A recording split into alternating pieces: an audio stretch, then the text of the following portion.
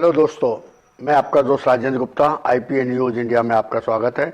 आज हमारे स्टूडियो में आए हुए हैं एक ऐसे व्यक्ति, एक ऐसी शख्सियत जिसका राजनीतिक विवादों से हमेशा नाता रहा है। अपने छात्र जीवन के अंदर वो एक पद पर थे, एक अच्छी उनकी राजनीतिक पहुंच थी। विगत वर्षों में वो आम आदमी पार्टी के एमएलए भी रहे, लेकिन अपनी विवाद शख्सियत के कारण वो अर्श से आज कहा जाए फर्श पर हैं। राजनीति जीवन से उन्होंने संन्यास लिया हुआ है और सामाजिक गतिविधियों में आजकल वो लगे हुए हैं। जी हाँ, मैं बात कर रहा हूँ रौनी से पूर्व विधायक राजेश गर्ग की। मिलते हैं और उनसे आज उनके राजनीतिक जीवन के बारे में कुछ बातें पूछते हैं। नमस्कार राजेश जी। नमस्कार। आईपीए न्यूज़ में आपका स्वागत है जी। और मेरा सौभाग्य है कि आज मैं आपको इंटरव्यू कर रहा हूँ। आप नहीं, मेरा सौभाग्य है, मुझे नहीं कोई बुलाता आजकल। ऐसा नहीं है कि आप भी एक अपना न्यूज़ चैनल चला रहे हैं, बहुत बढ़िया उसके रिव्यू आ रहे हैं और अभी आपने चालू किया है और मुझे लगता है कि वो दिन दूर नहीं जो आपका चैनल जो है सब जगह पसंद किया जाएगा। मैं भी उसका सब्सक्राइबर हूँ। पारदर्शी सफ़र नाम भी आपने बड़ा चुन के लिखा है कि ना काऊ से दोस्ती ना काऊ से बैर। बहुत अच्छा लगा। मैं आज की इस वार्तालाप का शुरुआत करूंगा। मैं याद आता है मुझे 2001 या 2 का समय, जब आप ऑल इंडिया यूथ कांग्रेस के महासचिव थे और आपका वर्चस्व था, तूती बोलती थी और आपके अध्यक्ष महोदय जो थे वो शायद रणदीप सुरजेवाला साहब थे। मैं आपको राजनीतिक दृष्टिकोण से बात कर रहा हूँ कि आज आप किसी पद पर नहीं हैं और सुरजेवाला साहब आज प्रवक्ता हैं और वो शीर्ष नेतृत्व में हैं कांग्रेस के। वो बात अलग है कि कांग्रेस का आजकल ज़्यादा शोर शराबा नहीं है, सबको मोदी जी ने फ्लैट किया हुआ है। तो क्या कारण रहा कि आप उस सीट से उस पद को छू करके आप वापस आ गए? क्या कारण था उसका? कारण उस समय मेरी मानी नहीं लोगों ने, आज नज़र आ रहा है। दरअसल उस समय सरकार कांग्रेस की थी।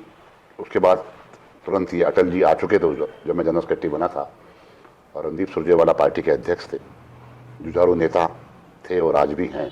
और उन्होंने ही मुझे जिद करके, क्योंकि मैं ओवरेज हो चुका था, सोनिया जी से और उनसे बात की और ओवरेज नियम में परिवर्तन नहीं किया। वो क्या होता है, कंडोनेशन हो गया, मतलब बना दिया गया।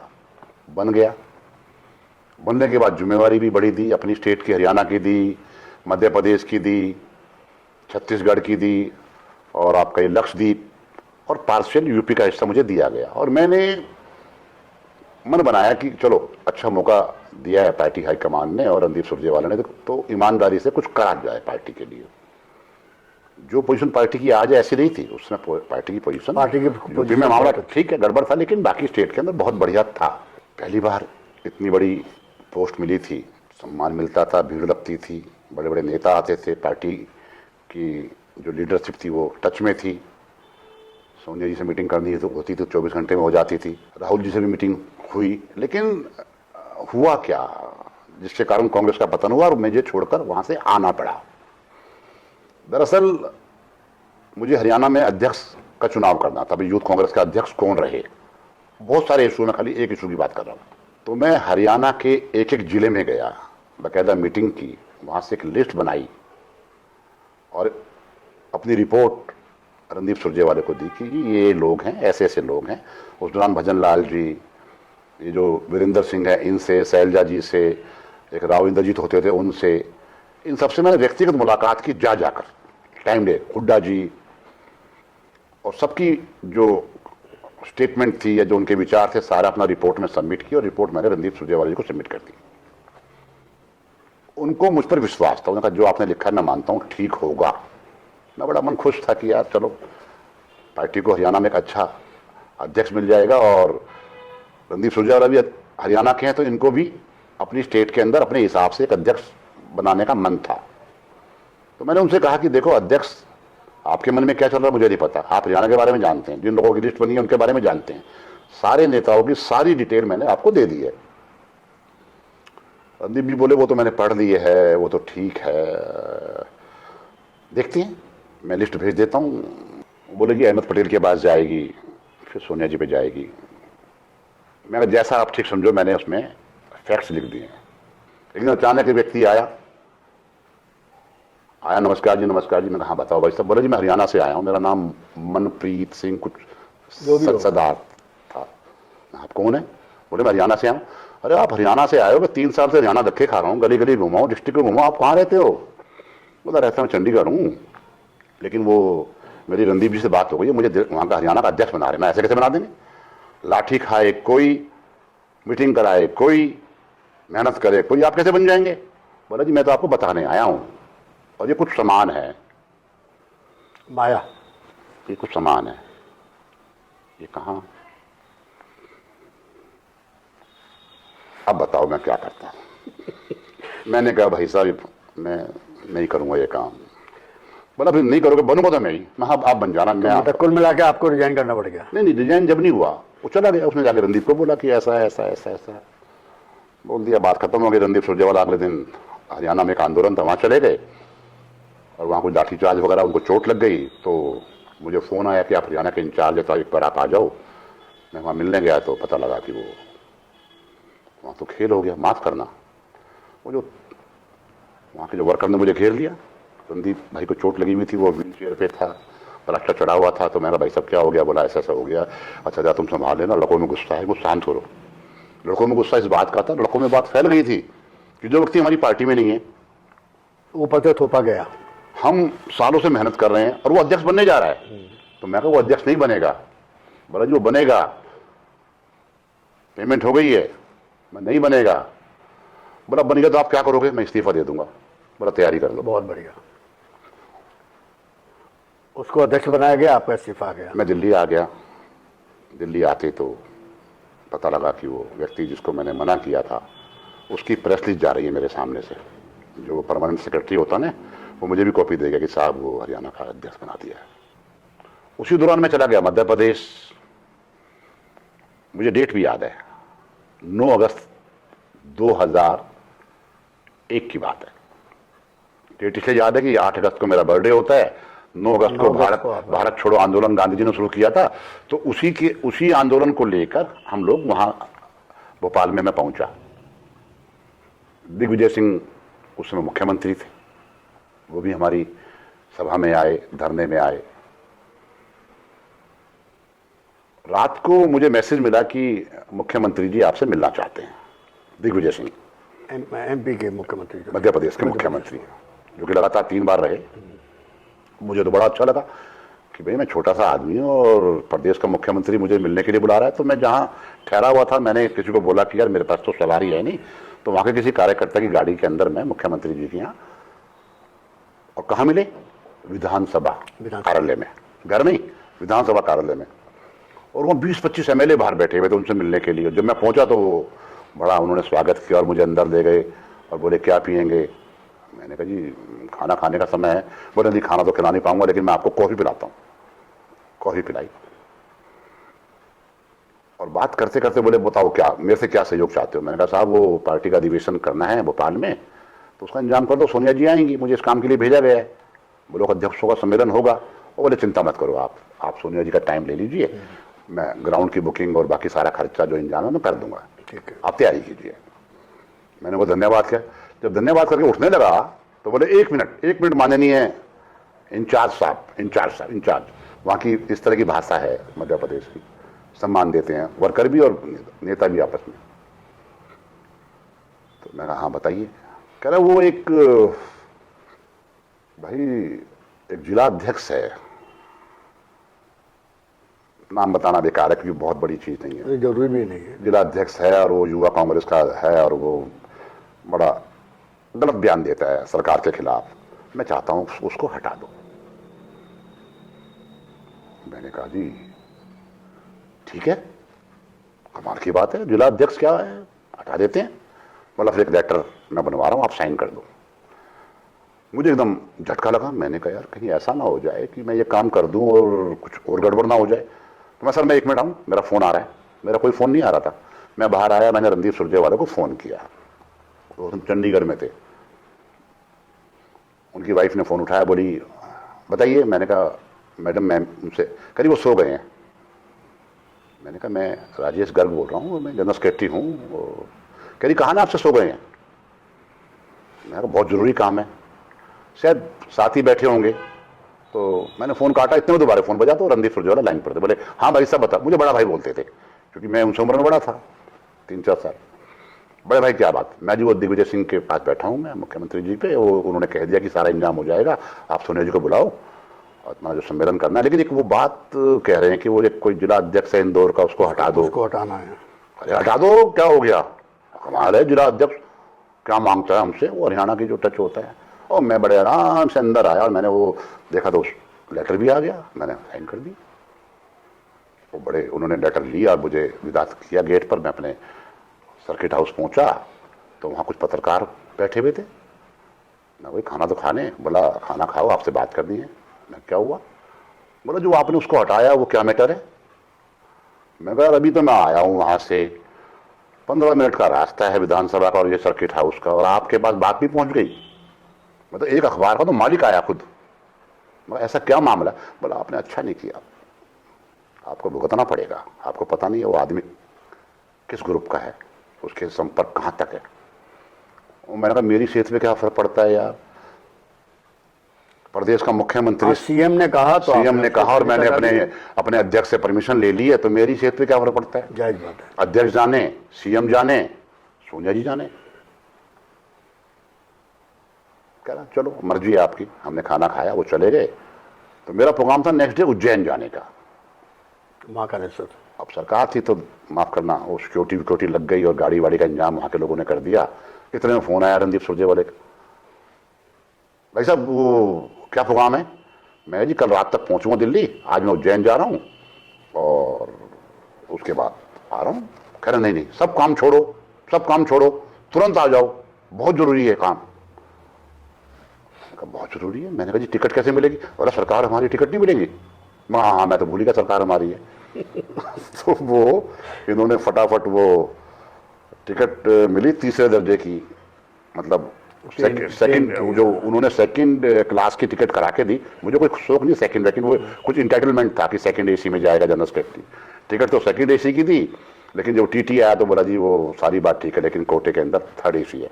मैं 3rd एसी दे, 3rd एसी के अंदर मैं था, मेरा एक मित्र था, हम निजामुद्दीन सुबह उतर गए। उतर तो देखा कि एक गाड़ी मुझे लेने आई हुई। बोला क्या हुआ, सुरजेवाला ने भेजा।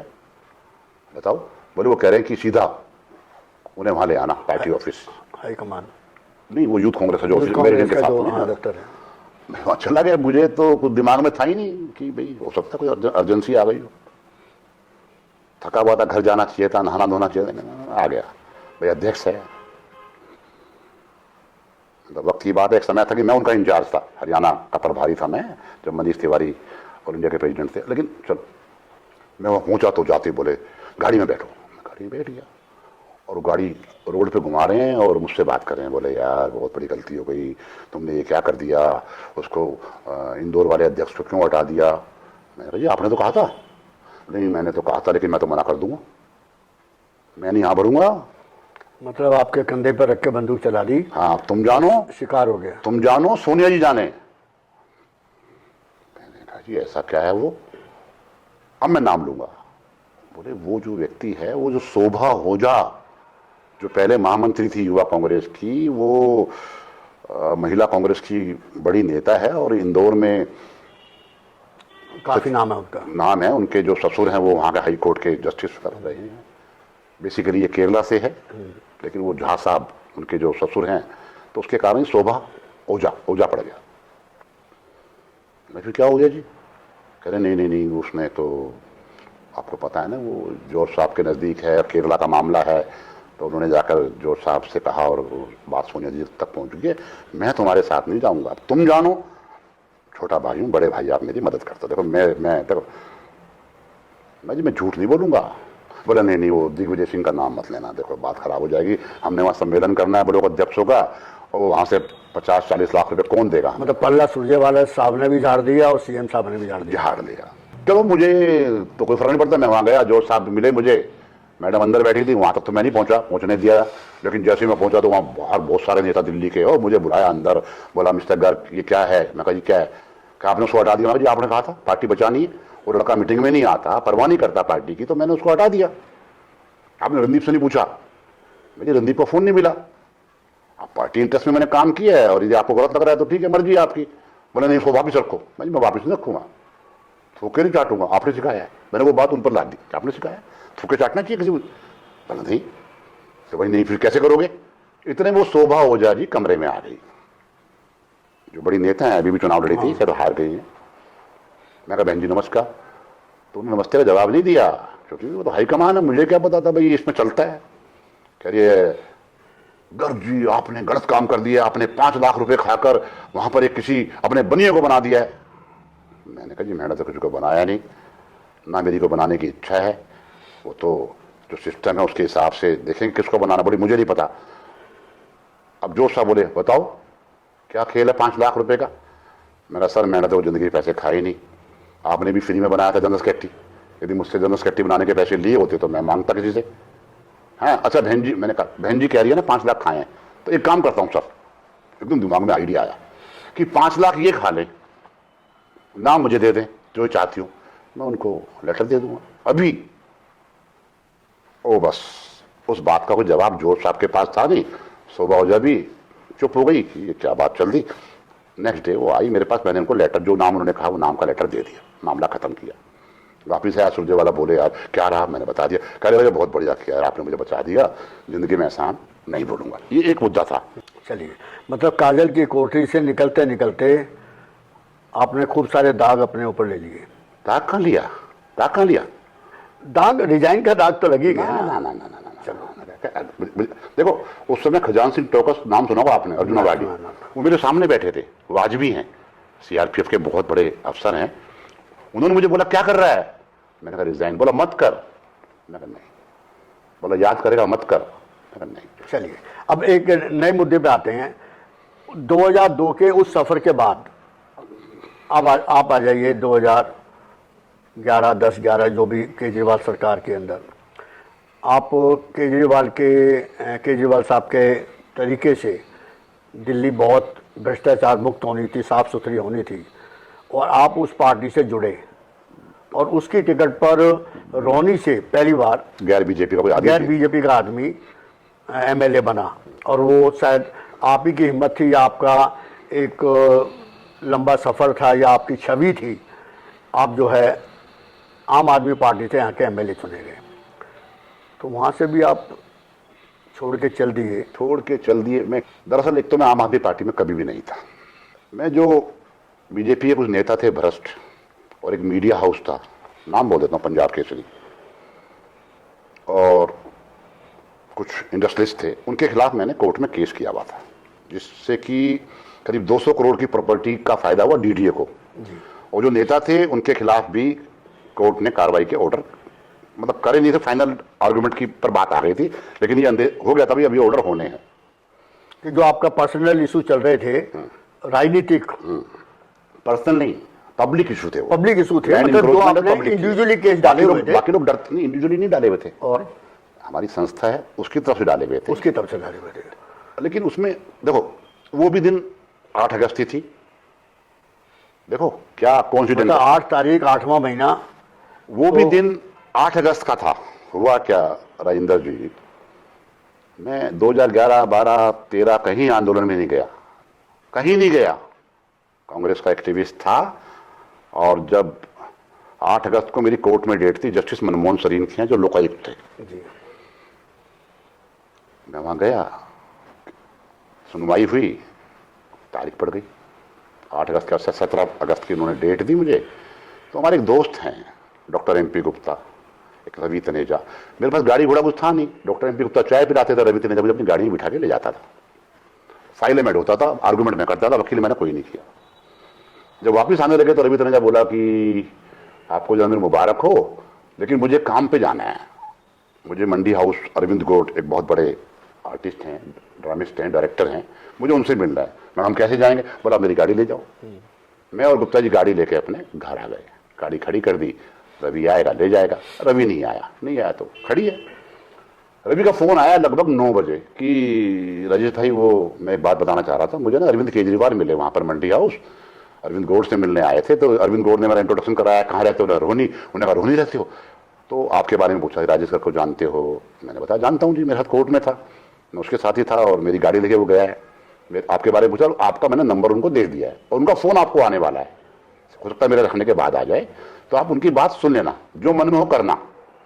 मैंने कहा मुझे बड़ा अच्छा लगा यार, दिल्ली का ऐसा नेता जो कि छाया हुआ है, 40-40 चैनल कवर कर रहे हैं, अन्ना जी का मामला है। और आधे घंटे बाद अरविंद केजरीवाल का फोन तो नहीं आया, लेकिन संजय सिंह का फोन आया। संजय सिंह बोला कि राजेश जी मैं संजय सिंह बोल रहा हूँ। और मैंने कहा अरे भाई साहब बताओ, पहचानते हो? मैं कहा हाँ हाँ रोज टीवी पे देखते हैं। यार मुझे आपसे मिलना है, बताओ। मैं जी मिलना है तो कल आ जाओ। कितने बजे आ जाऊँ? आप बताओ। बोला मैं 2 बजे आ जाऊँगा। आ जाओ। 2 बजे वो आए, साथ में कुछ नेता थे जो आजकल एमएलए हैं, उनके साथ जो आए थे, आते बोले जी ऐसे ऐसे। और मैं कहा भाई मुझे भरोसा नहीं तुम्हारे ऊपर। वो टोपी लेके आए थे जी। मैं कहा ओ भाई टोपी को दूर रखो, कह रहे ज्वाइन कर लो और आपको चुनाव लड़ना है। मैं कहा मेरे घर की हालत देख रहे हो, पैसे नहीं है। बोला पैसे पार्टी खर्च करेगी, अरविंद जी की इच्छा, आप चुनाव लड़ो।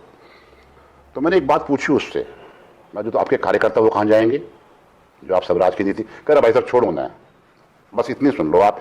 मैं ऐसे नहीं सुनता ना, मेरे दोस्त बीजेपी में भी हैं, कांग्रेस में भी हैं, वैसे सोशल वर्कर हैं। एक मीटिंग करूँगा, मीटिंग में आप आ जाना, सब लोग बोलेंगे, दोस्त मिलकर मेरे को सपोर्ट करेंगे और आप मुझे टिकट दोगे, मैं चुनाव लड़ लूँगा। उस मीटिंग में मैं भी था शायद, 15 अगस्त को जो हुई थी अग्रवाल भवन में, उसमें आप भी थे। और साथ में एक बात और कही थी, यदि आपके वर्कर नहीं चाहेंगे मैं चुनाव नहीं लड़ूंगा, ज्वाइन भी कर दूंगा, कोई दिक्कत नहीं है, मुझे आपकी पार्टी अच्छी लग रही है और आप अच्छे लग रहे हैं, आप अच्छे लोग हैं। उस मीटिंग में सबने कहा भी लड़ो। होने के लिए क्या मैंने बताया कि मेरे ये मामले चल रहे हैं, सारा मैंने किस्सा बताया। बोला जी, उन्हें कसम खाई सबके बीच में, आप थे तो पता ही आपको। और मैंने फिर तय किया भी हाँ, बाद में रात को हमने तय किया ज्वाइन करेंगे। संजय सिंह रात को आए, बोले ज्वाइन करें। मैं बोला जी अरविंद जी के बाद आ जाओ, मैं उनको पूछो कब टाइम है। 19 अगस्त को हमने ज्वाइन कर लिया, सब पूरे ग्रुप ने जो भी हम थे। उसके बाद टिकट मिली, सब कुछ हुआ, एमएलए बन गए। लेकिन 1 जनवरी को जिस दिन विधानसभा गया था ना, उसी दिन मैंने आकर अपने वॉलंटियर की मीटिंग में कह दिया था ये मेरा पहला और आखिरी चुनाव है और अरविंद मुझे कभी नहीं चाहेगा। उसके मन में कुछ और है। अब आप कहोगे कैसी बात कर रहे हो यार आप, लेकिन सच है ये। वो अगले दिन सिद्ध हो गया, क्योंकि मुझे विधानसभा में वक्तव्य देना था। टीवी पर चल रहा है कि 2 जनवरी को राजेश गर्ग का होगा वक्तव्य। जब मैं वहां पहुंचा तो मुझे कहा कि आपको नहीं बोलना, नहीं बोलना, कोई बात नहीं। फिर हमारी मीटिंग हुई तो मुझे ये बना रहे थे दिल्ली जल बोर्ड का वाइस चेयरमैन, और मैं मना कर रहा था, लेकिन अखबार में छप चुका था। अरविंद जी की वाइफ ने व्यक्तिगत तौर पर, ये आतिशी और ये स्वाति मालीवाल और एक लड़की अश्वती, सारे बैठे थे घर में, जबरदस्ती मुझसे हाँ भरवाई। मैंने कहा जी मुझे रोहनी में काम करने दो, सेवा कर दे दो, पता नहीं कब सरकार गिर जाए, क्योंकि कांग्रेस का समर्थन था, नहीं बनना है। तो मेरे सामने उठाकर एक लड़का दिनेश मोहनिया, अभी भी वो एमएलए हैं मेरे ख्याल से, उनको उठाकर घोषणा कर दी। तो राखी बिरला और ये क्या है, ये शालीमार वाली जो एमएलए है, बड़ी अच्छी महिला है, क्या नाम है, वंदना। उन्होंने कहा कि सर क्या कर रहे हो आप, आपने तो कहा था राजेश भाई बनेंगे, और ये सुन के अपने कमरे में चले गए। अब आपको बताता हूं मैं कि जो मैंने 1 तारीख को असेस कैसे किया था। आपको याद होगा चुनाव में मैं दोस्तों की गाड़ी इस्तेमाल करता था, आपकी भी गाड़ी इस्तेमाल की थी, मुझे याद है जब आपके एरिया में आया था। जब विधानसभा जाने की बात आई तो मेरे बहुत सारे दोस्त बोले मेरी गाड़ी ले जाइए। मैंने सोचा किस किस की गाड़ी रोज मांगूंगा। आपने ई रिक्शा है, और मुझे क्या पता था ई रिक्शा मेरे जी का जंजाल बन जाएगी। टीवी के अंदर उसका इतना कवरेज होता था कि मैं जब विधानसभा, लोग सरप्राइज भी करते थे और हंसते भी थे, ये क्या है, और ये क्या है। सच्चाई थी, मेरे पास गाड़ी का प्रबंध नहीं था, तो मैं ई रिक्शा में प्रशांत विहार से विधानसभा गया। 18 किलोमीटर कितना है। मुझे नहीं उम्मीद थी कि ये सारे कैमरे, सारे विदेशी चैनल और ये सब मेरे साथ साथ चल रहे होंगे। मैं विधानसभा पहुंचा, मैंने अरविंद जी को नमस्कार किया, लॉन्ज में बैठे थे, नमस्ते नहीं ली मैंने। कल तक तो मुझे जबरदस्ती टिकट, आपको मीडिया टेंशन मिल गई है, और मुझे नहीं मालूम था उस समय लॉन्ज में। मैं तो जिंदगी में पहली बार विधानसभा गया हूं, मुझे क्या पता है। और वो जो है बाकी जो एमएलए थे, सौरभ भारती मिनिस्टर था और ये राखी बिरला, इन्होंने मेरी तरफ देखा भी नहीं। मनीष सिसोदिया ने बोला अच्छा बैठ जाओ बैठ जाओ बैठ जाओ। मैंने कहा कोई गलती हो गई होगी। वो तो मेरी निगाह पड़ी एकदम दाईं तरफ, और मैंने को जो स्क्रीन पे चला था ना, ई रिक्शा पर आया है राजेश गर्ग एमएलए, जिसने कि केजरीवाल को भी पीछे कर दिया अपनी सादगी और ईमानदारी पर। बस वो उसको चुभ गया, पब्लिसिटी, अटेंशन आपको मिली, बस बस बस बस, और वो वही मीडिया में आगे बढ़े तो राजनीति में पीछे चले। अगली बार की टिकट साफ नहीं, टिकट तो 10 बार देने आए हैं। आशुतोष भी आया, संजय सिंह भी आया, आपका ये क्या स्वाति मालीवाल भी आई, सब लोग घर पे आए हैं। मेरी माता जी को फिर आप पीछे क्यों हटे? पीछे में क्यों हटा? हाँ, पीछे में इसलिए हटा भाई साहब, 13 जून की बात है, मुझे बुलाया अरविंद केजरीवाल ने। जब मैं पहुंचा तो सारे नेता बैठे थे, आपके बस नाम नहीं लूंगा, सबको बाहर भेज के बोला आपकी भाभी तो गई है ऑफिस, बच्चे गए हैं स्कूल, आप बैठो, और कुंडी लगा ली। बोला कुछ बात करनी है विशेष। मैं बताओ भाई साहब। बोला भाई वो ना तो कांग्रेस का समर्थन मिला, ना कोई बात बन रही है, अब हमें राजनीति करनी है। मैं जी राजनीति को कर देना। मेरी एक बात सुन लो, एक वो सिद्धार्थ राव नाम के व्यक्ति हैं, बड़े ईमानदार थे, अब सेक्रेटरी की पोस्ट खाली है, उनको लगा लो। अरे पागल है वो तो, बहुत ईमानदार है, अरे मरवा देगा वो। मगर जी आपने तो कहा था कि ईमानदार बनाने हैं। बोला मुझे ईमानदारों से मतलब नहीं है, मुझे राजनीति से मतलब। मुझे राजनीति से मतलब, और मैं तो लॉयल चाहता हूँ। आप मेरे बड़े भाई हो, जैसे मनीष वैसे आप। और सुनो, मीडिया से पंगा नहीं लेते हो। पंजाब की सेवा में बड़ा मामला भी व्यक्तिगत है आपका, मेरा कोई लेना देना नहीं है। मुझे आप कर माल, ये रिक्शा छोड़ो, ये देखो पैसे कहाँ से आएंगे।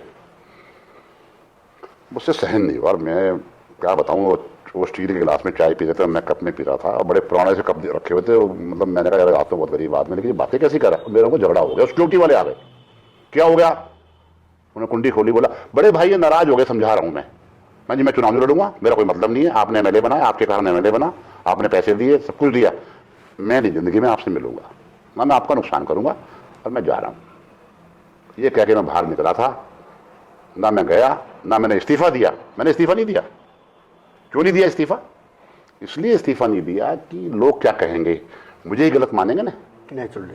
तो मैंने रात को मीटिंग करी, सैकड़ों वर्कर आए। मैं कहा जी हमारे अरविंद केजरीवाल गलत हो गए हैं। आप मानेंगे सर,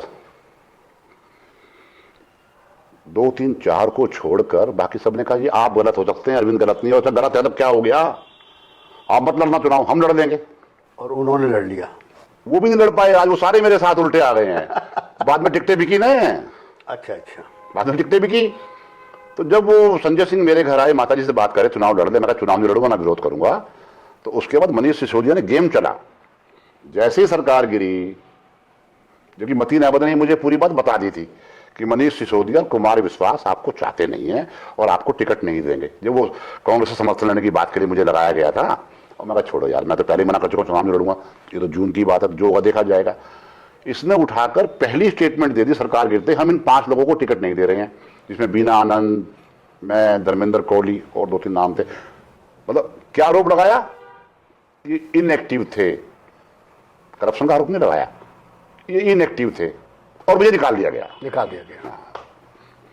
जैसा कि अभी देखते हैं हम लोग, राजनीतिक जीवन को छोड़ के आप सामाजिक जीवन जी रहे हैं, और एक रोटी बैंक जैसा एक ऐसा कार्य जिसमें लाखों लोगों को आप अभी तक खाना खिला चुके हैं और रोज़ हज़ारों लोगों को खाना खिलाते हैं, उसके लिए आपको बहुत बहुत मुबारकबाद। जी नहीं, मैं इसमें रोकूंगा आपको। मैं नहीं खाना खिलाता, गलत।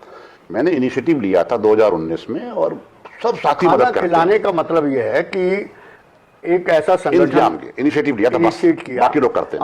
आज कोई भी किसी भी पद पर है, हमारे प्रधानमंत्री जी भी हैं, तो वो भी सभी देशवासियों को जो चुनकर प्रतिनिधि आए हैं उनको लेकर इनिशिएट कर रहे हैं, सरकार चला रहे हैं। तो आज के समय इनिशिएट करना, किसी भी चीज़ को गठबंधन बना करके, किसी भी चीज़ को अरेंज करके उसको कार्य रूप देना बहुत बड़ी बात होती है। प्रभु की। तो अभी आपका क्या राजनीतिक जीवन खत्म समझें या अभी और चलेगा? राजनीतिक मैंने इंडिपेंडेंट चुनाव लड़के देख लिया, माफ करना, लोग छुपाते, मैं बता रहा हूँ। पता मुझे कितनी वोट मिली थी? 977। मतलब जमानत जब्त हो गई। मतलब ये जानते हुए कि सोशल वर्कर है, ईमानदारी से काम कर रहा है, लेकिन मेरे घर वालों ने मुझे वोट नहीं दिया। क्यों नहीं दिया? अरे छोड़ो यार, हारना है, क्यों परेशान हो, क्यों पैसे बर्बाद करें। तो उसी दिन मैंने कसम खाई कि भाई चुनाव लड़ लिया मैं। लोगों ने कहा था कि लड़ो, ईमानदार आदमी आगे आने चाहिए, लेकिन खुद तो ईमानदार हो जाओगे, पब्लिक का क्या करोगे जो छोटे से पौवे बिक जाती है। तो मैं तो उस दिन से सोच लिया कि चुनाव का चक्कर छोड़ो, जिंदगी जियो। बच्चे सेट हो गए हैं, बेटा बढ़िया सर्विस कर रहा है, बिटिया अच्छा पढ़ चुकी है, ऐसे जीवन। चलो बहुत बढ़िया, आपका सामाजिक सफर और सामाजिक जो आप मुद्दे उठाते हैं वो चलता रहे। तो राजनीतिक सफर आपका जो है खत्म। तो राजेश जी बहुत बहुत धन्यवाद आपका कि आज आप मेरे साथ धन्यवाद धन्यवाद राजेंद्र जी, धन्यवाद, थैंक यू।